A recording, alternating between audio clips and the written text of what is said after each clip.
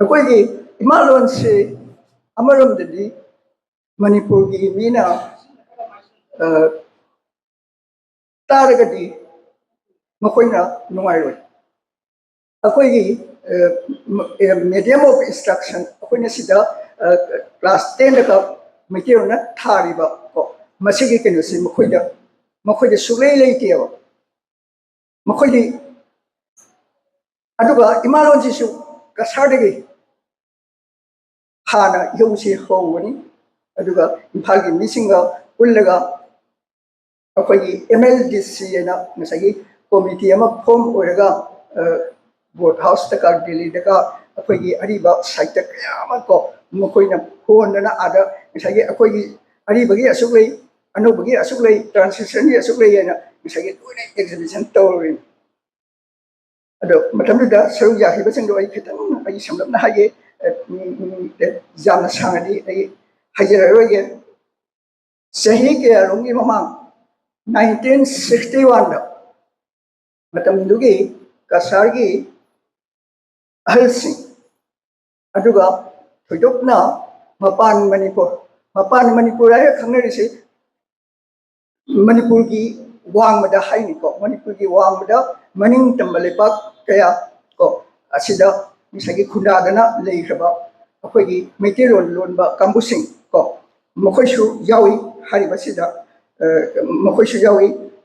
ꯍꯧꯖꯤꯛꯇ ꯑꯩꯈꯣꯏꯒꯤ ꯏꯅꯥꯎ ꯑꯃꯅ ꯆꯛꯂꯥꯝ ꯈꯣꯡꯆꯠ ꯀꯣ ꯑꯦꯛꯆꯨअलीꯗꯤ ꯆꯛꯂꯥꯝ ꯈꯣꯡꯆꯠꯀ ꯍꯥꯏꯕꯗꯗꯤ ꯈꯤꯇꯪ ꯅꯨꯡꯉꯥꯏꯔꯣꯏ ꯃꯣꯏꯅꯁꯨ ꯅꯨꯡꯉꯥꯏꯔꯣꯏ ꯑꯗꯨꯒ ꯃꯁꯤꯗ ꯆꯛꯂꯥꯝ ꯈꯣꯡꯆꯠ ꯍꯥꯏꯗꯨꯅ ꯆꯥꯛ ꯇꯥꯡꯕꯒꯤ ꯏꯍꯧꯗ ꯁꯤꯈꯤꯕ ꯄ꯭ꯔꯃꯣꯗꯤꯅꯤ ꯆꯥꯎꯕꯜ ꯈꯥꯏꯗꯦꯝ ꯅꯤꯜꯃꯅꯤ ꯀꯥꯏꯅ ꯍꯥꯏꯗꯤ ꯃꯤꯑꯣꯏ ꯃꯔꯤ ꯁꯤꯈꯤꯑꯕ ꯑꯗꯨꯗꯣ ꯁꯤꯒꯗꯤ ꯈꯤꯇꯪ ꯑꯩꯒꯤ ꯋꯥꯈꯜꯗꯅꯤꯀꯣ ꯃꯔꯤ ꯈꯤꯇꯪ ꯄꯨꯁꯜꯂꯛꯄꯁꯦ ꯅꯨꯡꯉꯥꯏꯇꯦ ꯑꯗꯨ ꯑꯩ ꯍꯥꯏꯖꯒꯦ ꯃꯈꯣꯏꯅ ꯃꯄꯥꯟ ꯃꯅꯤꯄꯨꯔꯗ ꯂꯩꯔꯤꯕ ꯃꯦꯘꯥꯂꯣꯏ ꯃꯤꯖꯣꯔꯥꯝ ꯇ꯭ꯔꯤꯄꯨꯔꯥ ꯑꯗꯒꯤ ꯑꯁꯥꯝ ꯄꯨꯝꯅꯃꯛꯁꯤꯗ ꯂꯩꯔꯤꯕ ꯃꯅꯤꯄꯨꯔꯤꯁꯤꯡꯁꯤꯅ ꯑꯃꯠꯇ ꯑꯣꯏꯅ ꯃꯈꯣꯏꯅ ꯃꯅꯤꯄꯨꯔꯤꯁꯦ ꯏꯟꯗꯤꯌꯥꯒꯤ 8th ꯁꯤड्यूल्ꯗ ꯆꯟꯒꯗꯕꯅꯤ ꯍꯥꯏꯕ ꯏꯍꯧ ꯑꯃꯈꯛ ꯍꯧꯔꯛꯈꯤꯑꯕ ꯃꯗꯨꯒ ꯏꯀꯥꯟ ꯀꯥꯟꯅꯗꯅ 1971ꯗ ꯂꯈꯤꯄꯨꯔ ꯈꯨꯃꯟꯗ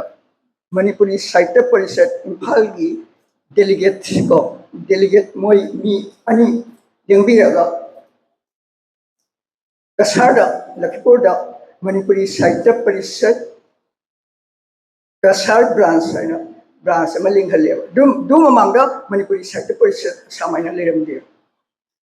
मदुदा लेंबेखिबा मयाम सिंगदुगा जावना अखोगी मणिपुरी डेवलपमेंट लैंग्वेज कमिटी आनेसु हाई समाज आनेसु अपमदा सेंदोखिबनी को अदु ngसागी ओजा इंगदम बिनोद ओइना लीड तौरगा केनोसे डिमांड से तानबा होय मकोइना असम चंगसिलपना 1987 नवंबर की तांग अनिदगिना मकोइना मणिपुरी लोंडान नुमित हैना पांथोरखियो अदेदगदि 1984 की नवंबर की तांग 19 दगिना नवंबर की तांग 19 फावबसे मणिपुरी साहित्य परिषद इम्फाल सिंधुना दिल्ली मणिपुरी लाइक सिंगी अरीब लोनगई से मैम से पूरगा मकोइना शो तौरिने अखोगी मणिपुरी सिंगी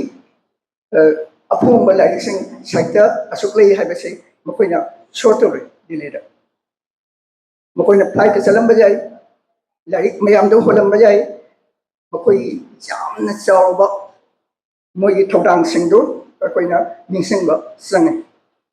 अदुदगदि सात्रसिंग MLDC हाइसे नसागी इम्फाल गिसु कसार गिसु पुल्लगा सेमगनी को मसिना सेमलगा जनवरी की तांग 19 से 1989 दा Manipuri amasung Imphal gi mising amasung Kasar gi sing punna khongjang amakha ngasagi memorial dam loina changshali asina yamna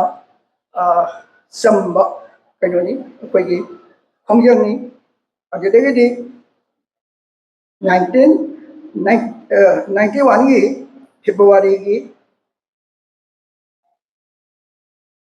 February gi tang kuntret gi na kuntret ka kunipan gi se asida jamna akan ba ngasagi pung nipan gi na ayuki pung nipan gi na nungthil pung mari bha makoina dharna plus akoi han singna akoi chara hin gi khongjang Delhi gi boat club ta junction gi ba machina khwai gi chawani ado loraga ꯑꯩꯈꯣꯏꯒꯤ ꯃꯁꯤꯗ ꯃꯅꯤꯄꯨꯔ ꯂꯩꯉꯥꯛꯀꯤ cooperative ꯑꯃꯁꯨꯡ art and ꯀꯜꯆꯔꯒꯤ ꯃꯟꯇ꯭ꯔꯤ ꯑꯗꯒꯤ ꯃꯥꯅ ꯂꯨꯆꯤꯡꯕꯤꯈꯤ ꯀꯣ M ꯌꯨꯒꯤ ꯁꯥꯇ꯭ꯔꯁꯤꯡ ꯑꯗꯒꯤ ꯑꯦꯝ ꯑꯦꯁ ꯑꯦꯐ ꯑꯃꯁꯨꯡ ꯃꯁꯥꯁ ꯍꯥꯏꯗꯤ Manipuri Students Federation की छात्र संघ सुजावना पुन्ना छात्र चौंगारोमना सरुक याखी धरना सिदा आमसुगी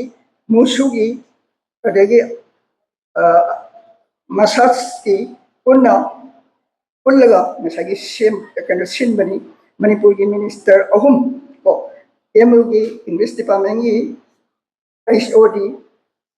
N Khogensu Oja Khogensu Saruk Yakhi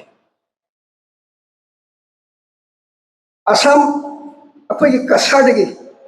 mokoina honajaram badu ko Kasar dagi hariba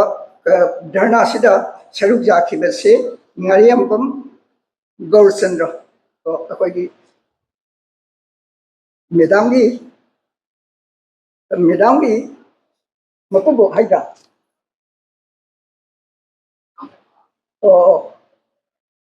Mamat ni haji ki ngariabam kano haise Gaurchandra haise adegi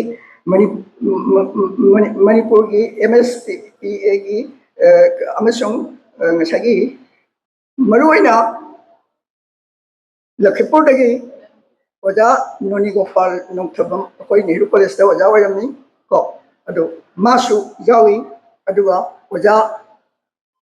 Binod su yawi adegedi Arambam Manihar jamna nahawina sida yawami adegedi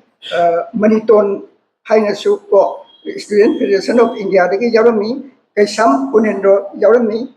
adegi Abhiram Sharma haina amale bani ko khumanda adu su yawami aduga ingudam ojabino su yawami moishina